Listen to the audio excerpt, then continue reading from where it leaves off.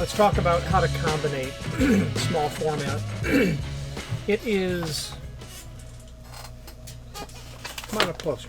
Sit literally right here. Okay. So, small format is... You're familiar with your standard plug. Your key goes in, and when your pins come in, and you got the right key in there, it's flush. It's shear is what we call it. It's shear. It's completely shear, even. Small format is the same concept, except that there are two shear lines. So the core, let's just imagine it looks like this, has more to it, like this. Well, actually, it goes like this. It's okay. But over here is a second shear line. So then what you need is another pin in here so that you can turn independently that shear line or that shear line. Okay? This is called the, the change key or the master key shear line. This is called the control shear line. So the concept of small format interchangeable core. Small format refers to Best, patented by Frank Best in about the early 1920s. He was a high school shop teacher, and he was looking for a way to have one key to work all of the various locks that he'd have to stick his key in this high school he worked in. And what he found was he was spending a lot of time just reassembling and disassembling the locks to get the cylinder out so he could work on the cylinder. So that gave way to the concept of creating a core, a cylinder that you could just, with a tool, in this case a control key, insert that control key and pull the core out without having to disassemble the lock. And that's what he came up with. So the control shear line is what you end up manipulating when you insert the proper key to pull the core out or put the core back in. The advantage of interchangeable core, whether it be small format, which is Best, and all of the clones of it, Arrow, Falcon, and countless others, and then what we would call large format, which is everyone else, Yale, Corbin, Russwin, Medico, Schlage, Sargent, everyone else, many people, except that Schlage doesn't call it large format, they call it full size. It's just a marketing term. So everybody has a interchangeable core, regardless of who the manufacturer is. If we say small format, we mean Best or a clone of Best. And the advantage is that you can instantly control rights and privileges over that door right now. So imagine if it's a school and you got a teacher who got into trouble. They're gone. You could walk up to that door in their office in 5 seconds, pull their core and put a new one in. 10 seconds. Control. Right there. I've been called to a client's 3 flat where they were a landlord and they had to evict someone. And I've been in this scenario in the past where I'm the locksmith and I'm there rekeying locks and their stuff is being put on the curb. So it's really icky, when you're there. I mean, I'm there for like an hour and this poor lady all her life is put on the curb. Interchangeable core, I would have been out of there in 1 minute. Boom, boom, boom, you're gone, done. I'm out of here. So interchangeable core solves that problem. Unfortunately, because there's two shear lines, there's more work that we have to go through to get it keyed. So what we're going to learn is in the Best system, there is the A2, A3, and A4. They're no different in how you key them. The only difference is in the small mathematics that you do when you build the pinning chart. And you know about pinning charts, and we'll refresh our memories. So we're going to do A2. We could do A4. A3 is not used. It's used by people, but it's not developed. It doesn't matter why at this time. Our system is A2. There's a magic number in A2. The magic number is 23. How you remember that? I don't know. You don't have to remember it. You just have to know where to find the information. If you're a basketball fan, think of Michael Jordan's number, 23. Okay, so 23. What that means is all of the pins, you're familiar with this, well, and then thered be a spring here. You're familiar with this concept, bottom pin, master pin, driver pin, or top pin. In this system, 23 is the magic number, and 23 must be the height of all of these pins. Your pin stack is what that's called. If you took all your pins in that chamber and measured them, it must equal 23. So we're not dealing with 0.195 for Schlage, 0.210. That's the decimal size. All of the pins we're going to use have a decimal size, but now we're going to use the numbers that they are referred to. A 4, a 9, a 12, okay? So this job that we have, and this is where you're learning how to pin interchangeable core, you have to pin 6 interchangeable cores. They're all keyed differently, so it's SKD1 through SKD6. That tells you that they're single keyed. There's no master, they're just single keyed. SKD1 through SKD6. You now know, if I give you 6 cores and I tell you SKD1 through 6, you don't have to ask me anything. You will, because you're still relatively new. But if someone gave that to me, I would have no questions about what you want me to do with keying this stuff. The only question I'd have is, how many copies of the key do you want for each core? I need to know that. This case happens to be 2. And then the other question I have is, this control key that we're talking about. You must have a control key for that core. Otherwise you won't have the tool to insert it and to pull it out and put a new one in. The other reason people use interchangeable core in like schools is you don't want to be standing there in the dorm room with your hundreds and thousands of dollars of locksmithing equipment. You want to swap that stuff out and go back to your workspace to do that work. So that's another good reason for interchangeable core. So if we measured all the pins, we have to equal 23. Now it turns out that it's super simple. And here's basically what it is. So what I want to do is record on this little camera what I'm going to write here. So let me do that. If you are enjoying this video, please click thumbs up or like, and also please consider subscribing to our channel. Let's move on to the rest of the video. Okay, so what we are going to talk about here is how to combinate small format. We have a key blank here, which is a generic key by Kaba Ilko. It happens to be small format in the sense that it is compatible with the system that we're going to be working in. So one thing that you have to know about typical keys is, alright, what we have is a generic Schlage key, and what you'll notice is that this has a shoulder stop, which is right here. When you insert that key into the cylinder, the key will stop when it hits the face of the cylinder and hits against the shoulder stop. Small format does not have a shoulder stop at all because these are what's called tip stopped. When you insert the key into the cylinder, the key will stop when the shoulder at the tip of the key hits the back of the cylinder, which I happen to have a cylinder here. It is the proper keyway. This is actually an A keyway. Best, most common keyway is the A keyway. What's fun about that is, what is fun about that? These two keys, Schlage, best. The best A keyway came before the Schlage C. I think the Schlage C came to be in about the 1930s. The best A is older than that. The gentleman who worked at Schlage, the engineer who designed the A keyway, left Best Lock and went to Schlage. The Schlage C is the absolute reverse opposite of the Best A. They're the same keyway. If I were to take this Schlage key and cut it here and turn it over, their profiles would be identical. So just a little fun fact. So small format is tip stopped, so that when I insert this into the into the core, it'll stop when it hits the back of the plug right here. Okay? Because there is no shoulder stop here. Alright, so the key physically looks different, and it's because it is. In small format, and for the best system, there is, again, A2, A3, and A4.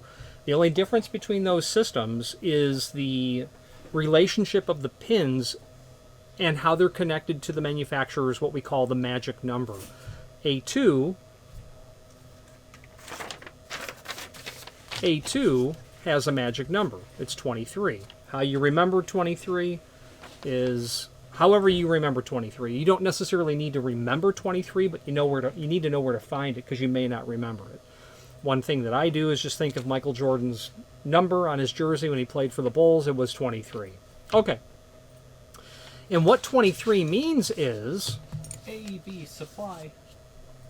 Is that in this core that we have here, in each of the chambers, 1, 2, 3, 4, 5, 6, this is a 7-pin, 1, 2, 3, 4, 5, 6, they're 7-pin chamber. Best makes them in 5, 6, and 7-pin. 5-pin exists. I've never seen one, but they do make them. Yeah, what's the 6 is common, but 7-pin is the most common. This client specified a 6-pin system. They want the cylinders and the keys to be 6-pin because that's the requirements that they've been told by the end user that they have to have. Fine, it'll be a 6-pin system, which means you're going to end up cutting 6 cuts on each of the keys. So what 23 refers to is when you take this cylinder apart, or if you were to drive all these pins out, and if we were to need to recombinate this, which we will at some point because I don't have an operating key for it, I only have the control key, which I'll show you in a moment. There will be pins in here. There's going to be a bottom pin. There will be at least one other pin, and then there will be a driver pin, and then there will be the spring. And then, actually, there will be a cap on top of this. That piece of brass there is the cap. There's a spring right in here. There's at least one other pin below the driver pin. So cap, spring, driver pin, one other pin, and then the bottom pin. Well, this one other pin, if there's only 3 pins in here, that's going to be called that will be called the control pin. This will be the bottom pin. This is the driver pin. Common terms that you're familiar with. Common terms. Okay, so the difference between this core type and another core type is the fact that this cylinder is going to have 2 shear lines. It'll have the shear line where the key operates, where the key actually turns inside of there, and which it does in this case. The key actually turns. That's the single shear line that's down here. Actually, easily seen right here. However, there's a second shear line. That's the control shear line, and that's up here. The difference, or the distance, between the bottom pin that the operating key will work and the control pin, and this is where the control shear line is, and that's where the operating key shear line, the height or the thickness of that control lug What's your email? has to always equal what's in the control pin position. You have to build up the pin stack, and all of this is indeed called the pin stack. Okay? All of that must equal 23. 23 must equal the pin stack. It can be 21 or 22. It's still going to work, assuming that these pins are shear, because what's out of whack is going to be the driver pin. But the reason 23 is the right number is because the height of all the pins, it's not going to come flush to the top of this. But the height of all of those pins will come to, say, here. The way the spring was designed and engineered from the manufacturer is such that when you put the spring in and then cap it, there's just the right amount of compression that's happening on that spring. It's not being crushed, but it's not being left too slack. It's the right amount of compression on that spring when you stick the key in. It's important that it be 23. Okay, so 23 is a magic number. Now, what we have to do is we have to derive. It may take up to. Okay, so what we have to do is build chambers. We have to build a pin chart so that we can try to figure out what all of these pins need to be. In order to build a pinning chart, we have to have the bitting for each of the keys. Okay, so this project is going to be SKD1 through SKD6, and we know by definition of SKD that means that you're going to have 6 cylinders that are just simply keyed differently. The only other question that we would have for the client is how many keys they want per core, and they do want 2 control keys. And the next question is two operating keys. Then the next question is how many control keys, and they want 1 control key per core. So let's come up with a number for our SKD1. We're going to call SKD1. We'll just come up with 537293. Let's come up with a control key because we're going to need a control key. And let's say that the control key is going to be 258737. Okay. Now for this job, we've got 6 cylinders, that are 6 cores. They're not cylinders, they're cores, that are all keyed differently. I've made a decision that we don't need 6 different control keys. We can use one control key for the entire project. What we're going to end up doing now, we'll have SKD2, we'll have SKD3, we'll have SKD4, SKD5, SKD6. SKD, single keyed is what that means. So we'll come up with 5 more change key numbers for the rest of the system. Okay. What we're going to do now is we're going to build our first pin stack, our first pinning chart for the first core. We know that we have to have SKD1 work the core and the control key work the core. The operating key, or the change key, is going to work at the change key shear line here. And by the magical invention of simple second grade mathematics, we're going to be able to pin or combinate the core such that the control key, that's our control key, is going to operate up here at the control line. The only thing that you don't know is what's the formula to derive that. And here's what we're going to do. So the first step in combinating these cores is you simply pin the core such that your cut control key, your cut change key is going to work. So what are you going to do?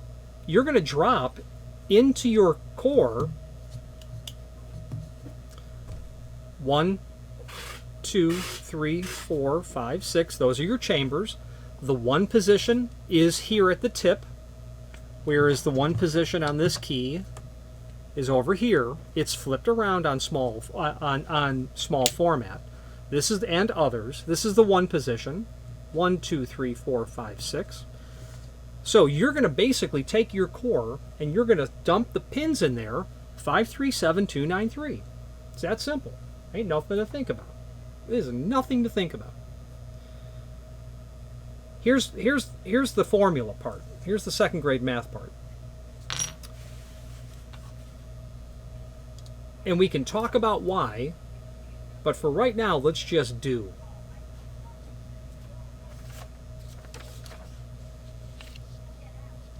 You're going to drop bottom pin. That's going to go in first. Then you're going to drop your control pin. The formula to determine your control pin is simply this. Add 10 to your control key number. So 2 plus 10 is 12. So we know here in the bottom pin is going to be 5. AV supply. Your control pin, we know, is control plus 10. So 2 plus 10 equals 12. So the next math that we have to do is basically going to be, we've got 12. You take 12, this number 12, and you're going to subtract from that your pin stack. Your pin stack right now is 5. So 12 minus 5 equals 7. That means your control pin is going to be a 7. That's formula 1 of 2. The second and final formula is 23 minus your pin stack. What's your pin stack? 7 and 5. It's 12. You've got 12 units of gobbledygook in that, 12 units of pin in there. So 23 minus 12 equals 11. So your driver pin is going to have to be an 11.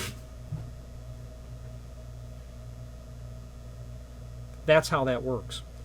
Let's switch really quick to the screen view and let's go over this document that we're looking at in front of us that is literally in the manufacturer's pinning kit.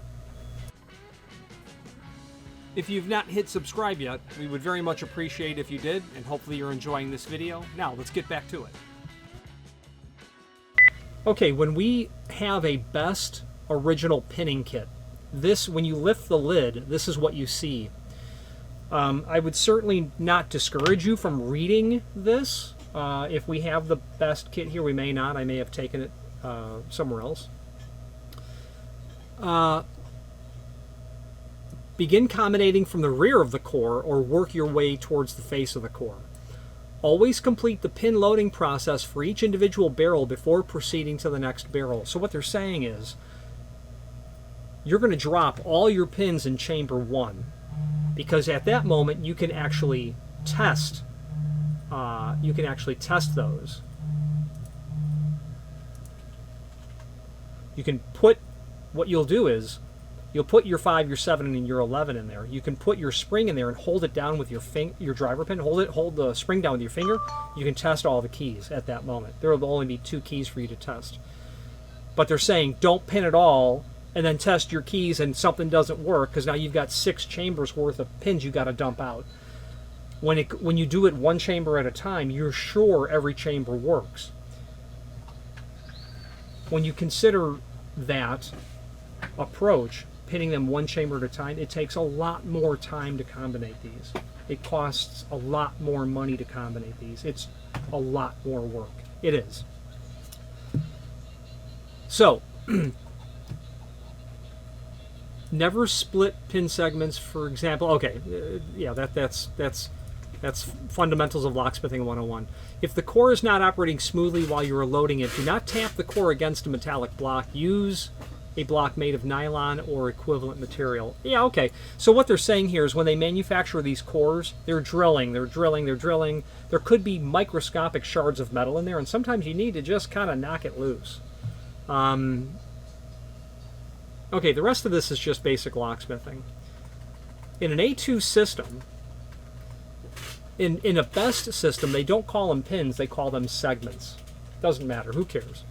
B are bottom segments. I'm sorry, A are bottom segments. Think of those as your bottom pins, your A pins.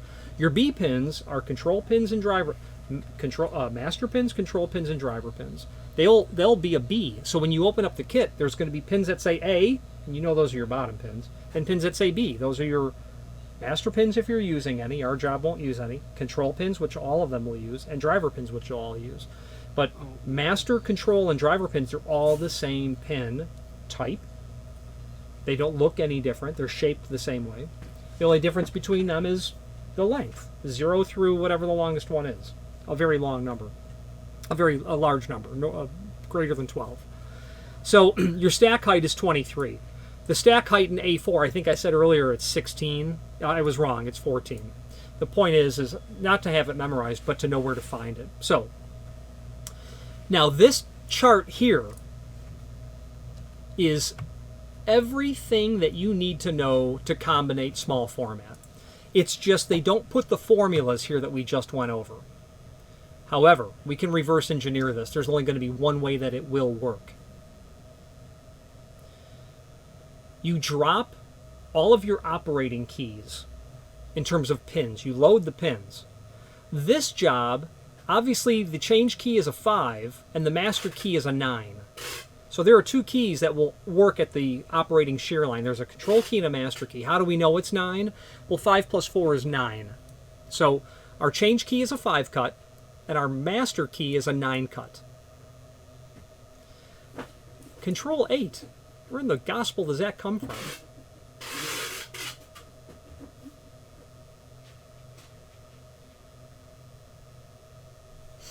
We don't know what our control key is right off the bat, but we do know that there's only one way for this to actually work.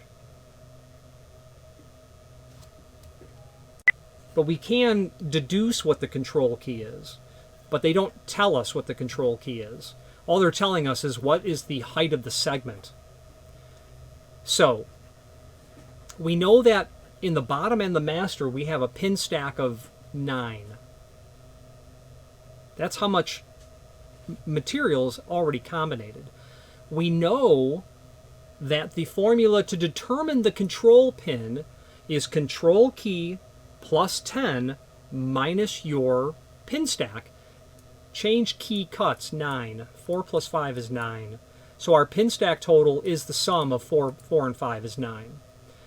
How do we add 10 to a control key minus 9 to give us 8? Well, the only number that works in is if your control key is 7, you add 10 to that, it becomes 17. Then you subtract your pin stack, 4 and 5, that leaves you with 8. They don't tell you what the control key here, but if you were to try a control key of 2, 2 plus 10 is 12 minus 9, well, that won't work. That's a negative number. All right, let's try a different number. Let's try a control key of 9. 9 plus 10 is 19 minus 9 is 10. Well, that can't be that. But you'll figure out eventually that the control key must be a 7. 7 plus 10 minus 9 is 8. 23 minus 8 minus 4 minus 5 is 6. So while the mathematics are literally elementary, what's not simple with this system is the fact that, oh my gosh, I forgot how to do that completely. What is it again? And you will certainly need to revisit it, or maybe look at this chart or ask a coworker, hey, what's the magic number? Or hey, how do I get the control pin number again?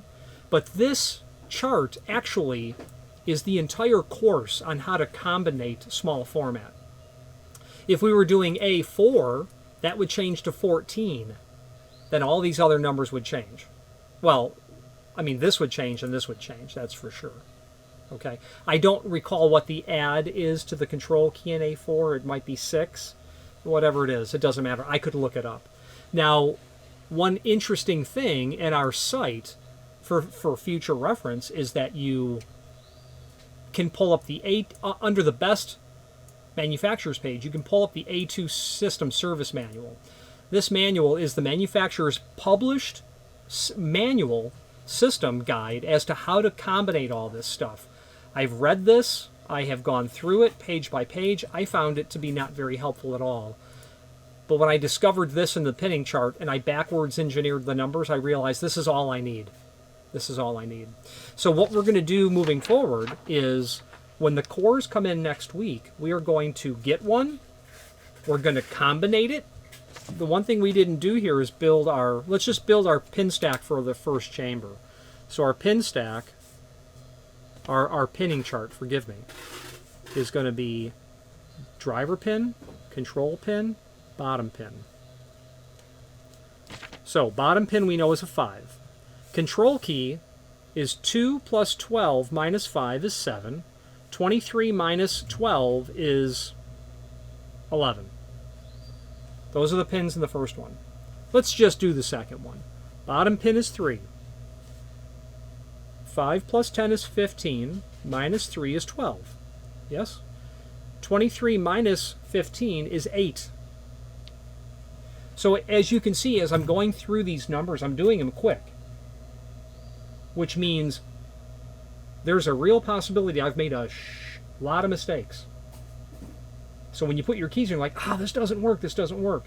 I find that I'm moving too quickly through doing this, because this is what I'm combinating against. I'm not doing it in my head on the fly. I'm writing the pin chart out, because then this document is going to get uploaded to the customer's profile so that we have on file what we did for the guy. He might call and say, hey, those first 6 were great, I need another 100. We got to make sure that we're not duplicating any key numbers. Okay. So when the cores come in next week, we are going to come right back here. We're going to have the pinning kit, and we're going to actually combinate it. We're going to record combinating it, and we're going to see if we're doing it right. That will become a video that you could watch later on. But what I do is, hey Terry, what was the add to the control key number? I don't recall, or I'll just look it up. So that's what we do. Okay. Awesome. That's a wrap on this. You know what's worse than not having fuel to run your fork truck when you've got 4,000 pounds of doors to unload? It's not participating in the Architectural Builder Supply 10,000 YouTube subscriber March contest giveaway. Thank you for watching, and if you've enjoyed this video, please click thumbs up, please subscribe, and maybe even send the video to someone that you know. Thank you.